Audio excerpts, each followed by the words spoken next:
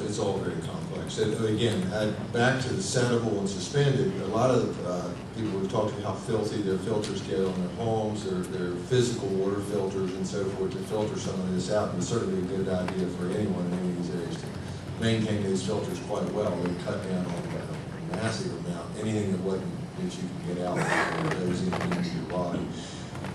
And very final question, as I have learned in the last few months of studying this, is extremely complex, and our geologists that we had before the committee the other month said to really track this, you have to do some radioactive dyes to follow the water, see if they show up in wells, to really know where it's coming from. Because arsenic, selenium atoms, well, they come from coal slurry injection and so forth. Have any, and I'm going to assume that no tissue samples or blood samples for people in these areas that have had problems for lead, arsenic, and so forth. Do you know of any tissue studies or blood studies that these people that are having problems in these areas have been done to see if they have large amounts of lead built up in their system and so forth? I'm aware of some episodic gathering of information.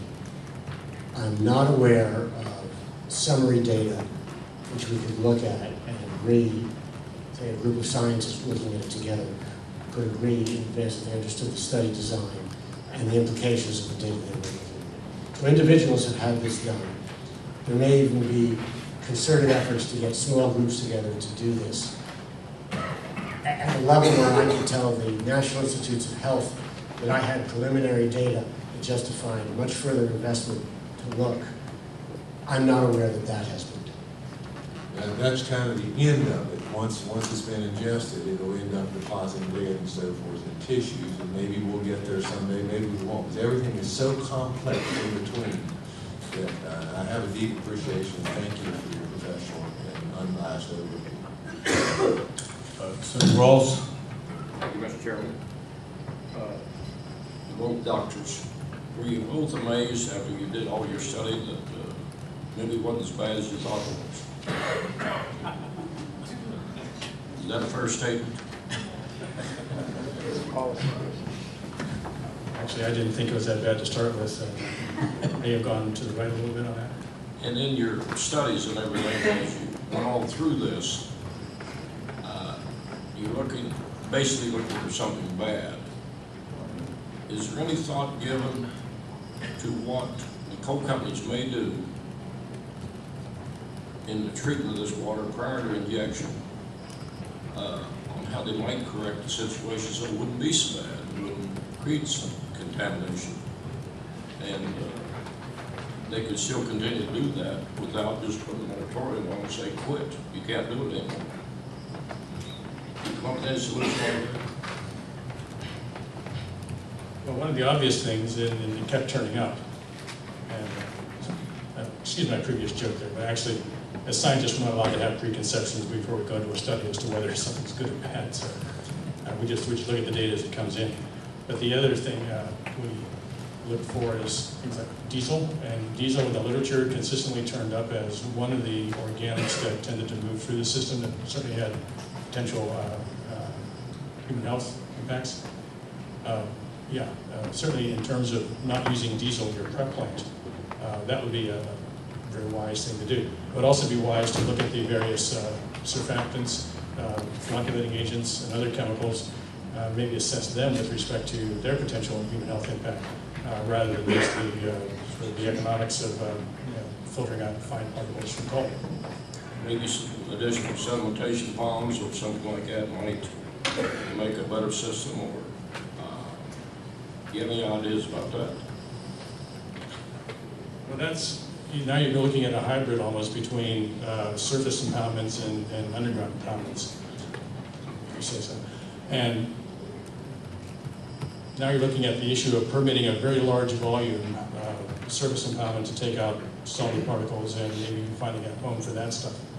And but it all comes to the surface, and that's where once it comes, they bring the coal out to the prep plant. Mm-hmm. And they process the coal and take the impurities out of it. Then they're putting it back underground. I think it'd be worthwhile to come up with try to come up with some solution that they could do to make it right, rather than just say, yeah, quit, because we all know the importance of coal to the state of West Virginia, and the importance of coal to the United States. Well, if we were to do a systematic study of what hazardous compounds are to be found in slurry injectate, and if we find that there are certain compounds that are causing problems. Now, this is well down the road in the direction that Dr. Duckerman is referring to. We're looking at human health impacts on a systematic scale, on a large scale. Yeah, then we look at potentially treating it. And you can treat the material several ways. You can replace a toxic additive with a non-toxic additive, or less toxic additive. You can treat it in such a way to decompose or inactivate the toxic elements. Yeah, there are lots of things you can do.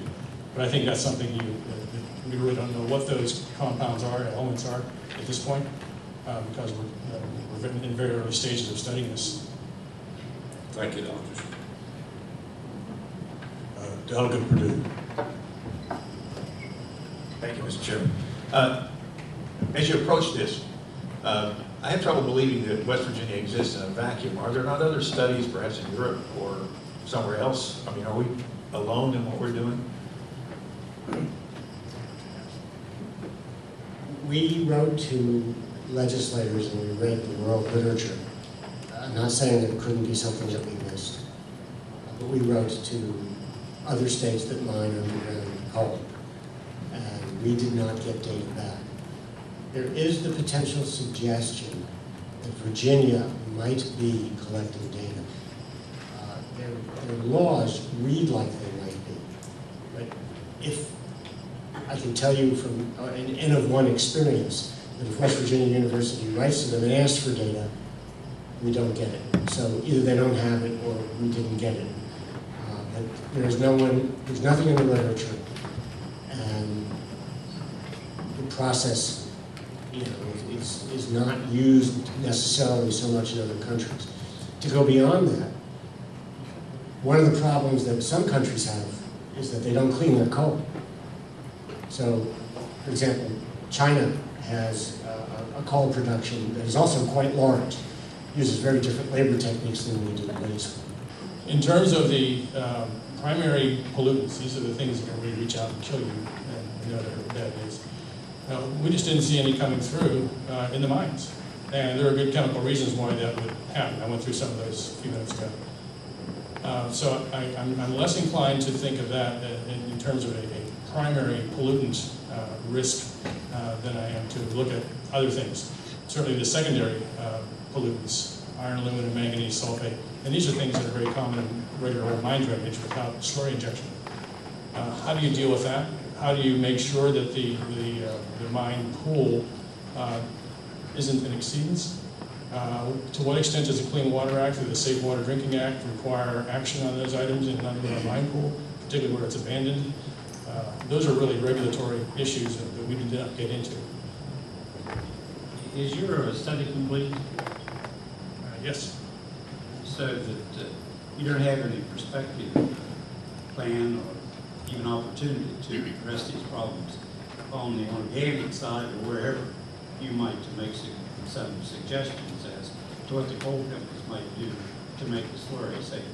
Well, I think what needs to be done, and this is included in our recommendations because we're asked, among other things, to recommend a go-forward plan on how to deal with this data shortcomings. And what we're suggesting there is before, during, and after monitoring, better characterization of the slurry itself, very site-specific work, and some significant degree of modeling as well, so that we can start taking information from one site to the next. So those are included in our recommendations. In terms of making it safe, I think it's the process that needs to be made safe, much more so than looking at individual slurries. Because we really didn't see any slurries that jumped right out and said, this is really toxic.